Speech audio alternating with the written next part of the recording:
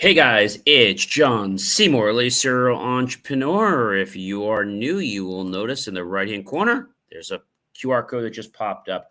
Use your phone and scan that QR code. You'll get to some great information and videos, including John's daily um, basically insight where I tell you about a special day and the calendar that appears in the year, and we do some really interesting videos on that. And there's a science channel, and there's the Jay Moore Tech Talk, and there's Super Motivational Friday, and so much other great stuff. So definitely check it out.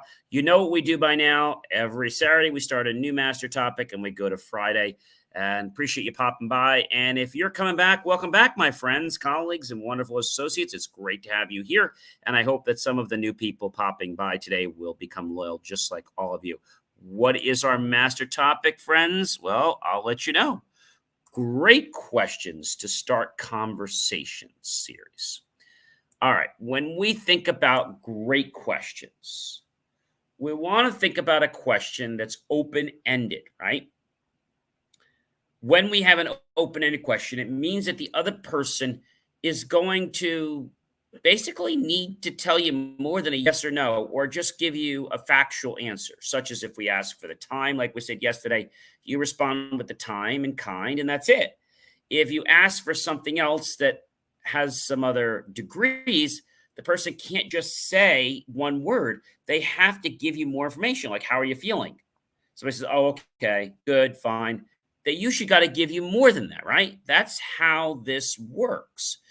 And so when we think about, doing this, it can be a little challenging because I think the big challenge that happens right now is that people don't understand that questions are where our conversations start, and it's how conversations actually can move forward. I mean, that's really how it works. And so when a conversation moves forward, you're able to not only learn about the person, they're able to learn about you. Now, I'm going to take a swig of water here. Excuse me. Open ended questions. You're meeting a candidate for a job interview that you're going to hire. And you could say to them, do you have experience in woodworking if you do a woodworking shop? Yes, no. Very simple. What might be a better question to ask if you've looked at their resume is saying, well, what type of woodworking experience do you have? Can you give me some examples? You see, keeping the questions open means that the person you're interviewing has to understand that it's not going to be a cut and dry interview. And if the person is not being truthful, if the person is not a good candidate, they're going to bow. I mean, they're just going to leave. They're going to be like, oh, this isn't for me. And not in a bad way, but just because when you do that, I think people understand that, you want to get to know them. And so many people going for jobs, especially now after the pandemic, they want to work from home, but they're not truthful to you. So let me give you, excuse me here, I gotta just get an example. I had a gentleman that I was interviewing a while back, and it was kind of quick. So I just basically asked him some questions. We did a test. Usually we do a pre-phone screen interview. Then we sometimes do a second phone interview, or we go right to the in-person. And then after that, we do a practical test and we see if they're a good fit. Now, the person seemed good on the surface. However, they didn't have, I don't want to say other marbles, they didn't really have a plan to want to grow with their life. They just wanted to complain about where they were working and what they were doing. And even though they said they wanted to escalate, they just were too set in their ways, right? And I think that is the whole that's the whole thing. And so when you think about this, you have to be a little mindful of this, right? You have to be a little mindful of it. And you have to be mindful of it because it's important. It's important because when you use open-ended questions, people are more likely to have a dialogue with you. So, what I do now in interviews is I don't ask just yes or no questions. I'm like, so tell me about your experience at the company. Now, besides getting their skills and besides finding out if they're qualified, I'm like, so what's a typical job environment look like for you? Where do you want to go in the future? Um, why do you think you'd be a good fit for our company? What skills will you bring to our table? What technologies have you not worked on that our company would be able to give you a leg up on?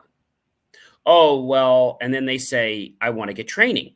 So we have a policy now. People come and get trained, and we're like, we're happy to train you. However, you need to give us at least 2 years if we're going to put up this kind of training. If we put up less training, you're going to need to give us at least a year, or you're on the hook for that training. You got to pay us back. I think a lot of people don't understand integrity. They don't understand that there is a lot that goes into finding a good person. And also, when you spend time to not only interview them and find out if they're right, and then you do drug screening and background checks, this is expensive. And so a lot of these candidates don't get it. So you have to make them understand or put them through the hoops up front so they already know how to jump. Now, here's the thing. If somebody doesn't show up to an interview, they're done, right? If there's an emergency, fine. I remember interviewing somebody else a long time ago, seemed really good. I put them to work with a test, and they were great when it came to the pen and paper or the computer answering the questions. But when I actually put them in the field with a live test, they broke things. They didn't know what to do because they were book smart, but they weren't field smart. And you see, you can't get answers to those questions when you are somebody that just wants to be in line with just today. Now, why do people sometimes not ask open-ended questions? Well, a couple reasons. One, they're lazy. Second reason is maybe they don't care enough. They just want to do this as route, like a job, right? And they don't care whether 5 minutes from now go by or an hour goes by. They're just the HR person, or they're just a hiring and manager person there. And I think what happens a lot of times with companies and with different people is that you become comfortable. You see, one thing I've learned is that you don't let your cat out of the bag to how well you think the candidate is. You don't show facial expressions. You ask this information and you just digest it. You don't show you're happy with him. You don't do anything. You say, thank you. And you just move on. And that's how you do it. And the reason you do it that way is because if they read you, now they feel like they've got you, right? So they ask you, and let's say it's something you really, really want. Okay. And what are some of your weaknesses? And just go through it very diplomatically. Great. Let's have you take the assessment test.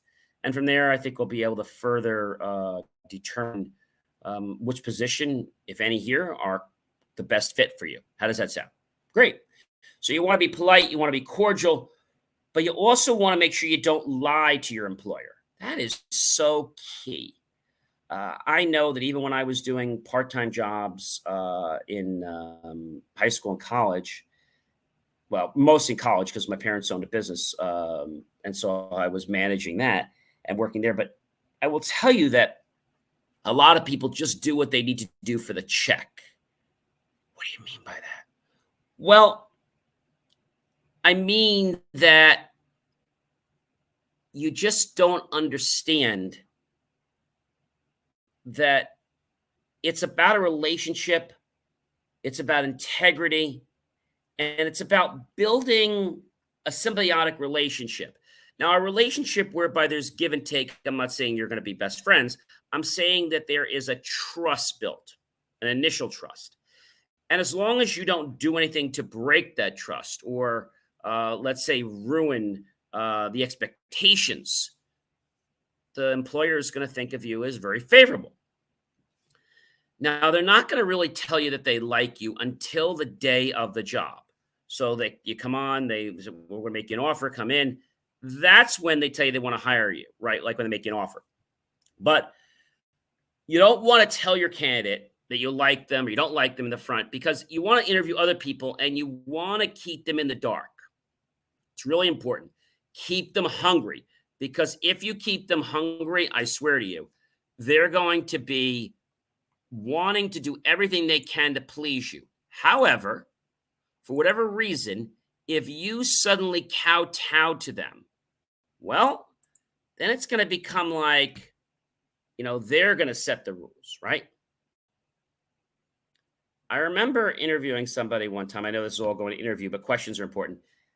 And I remember this person coming in and they were telling me, I asked them, do you have experience in sales? And they told me, no. I said, would you like to learn? Oh, yes, I'd love to learn. And then we put them in their tech role and then we gave them a position in sales as well. And they really didn't want to learn. They just fabricated that story so they could get hired. So I caution you, ladies and gentlemen, if you ask somebody a question like, would you like to learn sales? And they say yes, okay, why would you be good? Why would you be good working in our sales department? And now you got that out. Now you got to come back with another similar question, like in between the interview and say, great. And so after you finish doing the installation, how are you going to make sure the client gets what they need next for their next challenge? And if they can't answer, so, well, I really don't want to do that, they've indirectly told you they don't want to do sales. You see, the questions have to be strategic enough, not like an FBI interrogation or being on a court stand. They have to be in such a way that they're going to get you to answer. But when you ask them different ways, this is why lots of companies ask questions different ways, because you can't answer that question right 3 times if you don't mean it. I'll give you an example. So you're a server. And I say, well, so if you had server experience, yes, I have. I've worked for this, great. So then you ask a question like, and what type of side work have you done? Side work? Oh, don't worry about it. That's okay. Not everybody does that. And you say that to make them feel comfortable, even though, because you don't want to tip them off. And the next thing you might ask them is, okay, so at the end of your shift, what's the last thing you should do before you go home? And a lot of people will just stare at you. They'll be like, clean up. Yep, definitely clean up. But the last thing you should do just before you go home. Oh, turn the lights, everything. The last thing you should do. You don't tell them. Punch out, right? Clock out. What's the very first thing that you would do when you come into work in the morning to work in the restaurant? You already have your uniform on. What's the first thing you would do? I guess I'd go to the prep sink and I would, wash my hands. Good, great. And then I'd find out what task that I'm on for the day. Sounds good to me. If a guest says to you, their food is cold or they don't like their food, what should you do? I would talk with them and say, what do you not like? What did you want? Or something like, you brought in the sandwich or this filet. What can I do to make this better? What's wrong? And they say, oh, gee, it's terrible. The potatoes. Oh, I'm so sorry. Let me go get you a fresh batch of French fries.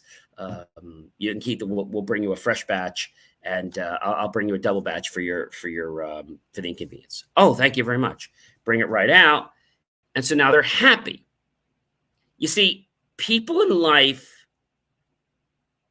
continue to do things when they are happy. If they're not happy or they're not enjoying themselves, oh, let's just pay the check. Let's get out of here. You want them to sit through so you can get them for a few more dollars for dessert, right? And have a little higher check. Every single one of my guests at a restaurant always stayed for dessert. They're like, "Oh, I'm really full." I'm like, "You are? Oh, our chocolate souffle is to die for, and we have a mocha brownie with hazelnut sauce, and it's amazing. And our chocolate peanut butter ice cream and our peanut butter mint is just great, or our mint souffle." So those are great things. So you talk like, and then they're ready. They're saying no, but you're like, tell them like, oh, and I just know the minute you taste it, you're already putting in their mind like they've said no, but they definitely want to. They definitely want to taste that. You see, so it's about having a conversation. I say, gee, I want to talk about. I understand. You don't want to have our chocolate double souffle brownie, or you don't want to have the, our crepe Suzette, which Chef Puto has makes them fresh every day. Or I'm sure you probably don't want our creme brulee, which today happens to be lemon. Like, all right, let me see a menu. And it always works like that. You see, being kind as opposed to, well, you better take dessert. No. So when you have somebody you're interviewing, I think the most important thing to do is to have fun with it, be respectful with them, but get the information you need to get out of them. Do less talking and let them do more talking. That is the key, ladies and gentlemen. So today we covered open questions in the workplace, right? And so open questions in the workplace, making sure that if you're asking a question like, what time are you coming into work tomorrow? That's fine. Those are factual answers. But if I want to have a dialogue with you, tomorrow we have a big party. What's the earliest you can come out? When do you think you're able to come in? Probably come in around 8, parties at 10. Oh, that'd be great. And if you could stay till, well, I usually leave at 7. Could you stay till 10 so we have time to clean up for the second party? I think I could do that. And so when you make things like a suggestion, people want to do it as long as you're nice to them. Even with an employee or somebody you're hiring,